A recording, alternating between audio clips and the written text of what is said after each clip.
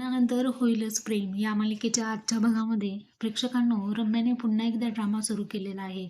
रम्याने 16 डिसेंबरचं सत्य समोर येताच त्यापासून वाचण्यासाठी आणि घरातल्यांच्या मनामध्ये तिची इमेज आणि सिंपती मिळवण्यासाठी ती वसुहत्याच्या नावाने आंघोळ करते आणि सर्वांच्या समोर वसुहत्याचे बॅग भरून तिला म्हणते की आजपासून तू कोणीही माझी नाही आहेस. किती वेळा आमचा विश्वासघात करणार आहेस तू.